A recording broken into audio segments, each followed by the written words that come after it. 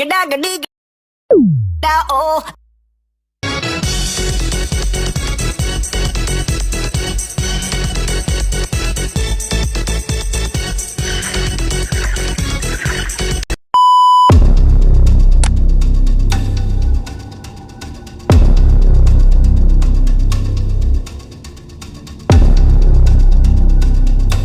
Assalamualaikum warahmatullahi wabarakatuh.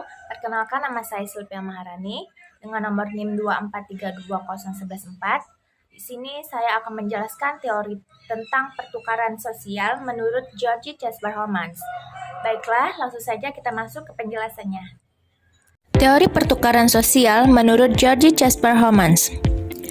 George Casper-Homans adalah tokoh di bidang sosiologi asal Amerika Serikat dan merupakan pendiri sosiologi perilaku dan pencetus teori pertukaran sosial. Homans mengawali pendidikan tinggi di Harvard College pada tahun 1982. Ia dikenal karena risetnya yang bertujuan untuk menjelaskan lebih lanjut perilaku sosial. Teori pertukaran sosial.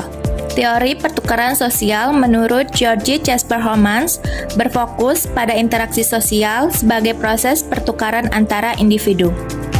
Ia berpendapat bahwa tindakan sosial dipengaruhi oleh keuntungan dan kerugian yang diperoleh dari interaksi tersebut.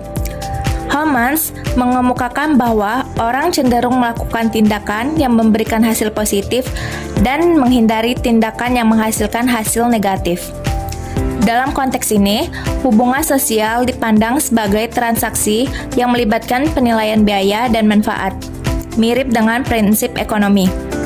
Teori ini membantu memahami dinamika hubungan antara manusia dalam berbagai konteks sosial.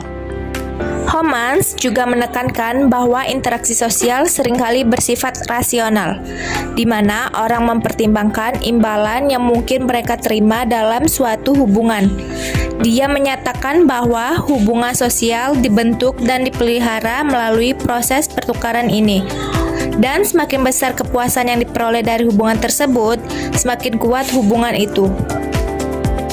Secara keseluruhan, konsep pertukaran sosial Homans menyoroti pentingnya motivasi individu dalam interaksi sosial dan bagaimana pertukaran tersebut dapat mempengaruhi struktur sosial yang lebih luas.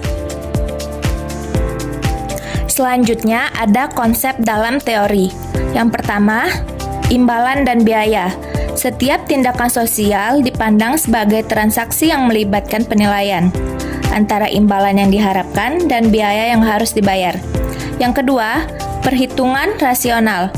Individu bersikap rasional dalam mengevaluasi hubungan mereka, memilih untuk melanjutkan interaksi yang memberikan imbalan lebih besar. Yang ketiga, norma pertukaran.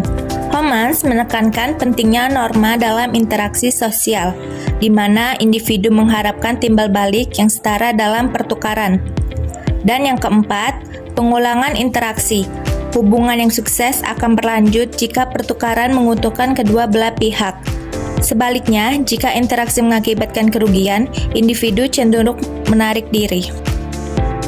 Teori ini memberikan kerangka untuk memahami hubungan sosial dalam konteks ekonomi dan psikologis. Menggarisbawahi bahwa keputusan individu dalam berinteraksi sangat dipengaruhi oleh evaluasi subjektif terhadap hasil yang diharapkan. Salah satu contoh teori pertukaran sosial dalam lingkungan sekitar adalah hubungan antara teman yang saling membantu dalam belajar. Misalnya, dua mahasiswa A dan B sepakat untuk saling mengerjakan materi kuliah. A membantu B memahami konsep yang sulit, sementara B membantu A dengan tugas yang memerlukan keterampilan yang ia kuasai. Dalam konteks ini, keduanya mengevaluasi bahwa imbalan lebih besar dibandingkan dengan biaya. Jika interaksi ini terus menguntungkan, mereka akan melanjutkan kolaborasi belajar di masa depan. Namun, jika salah satu mereka merasa lebih banyak memberikan bantuan tanpa imbalan yang setara, ia mungkin akan menarik diri dari hubungan tersebut. Demikian penjelasan dari saya. Apabila ada salah kata atau bahasa, saya mohon maaf. Terima kasih atas perhatiannya. Wassalamualaikum warahmatullahi wabarakatuh.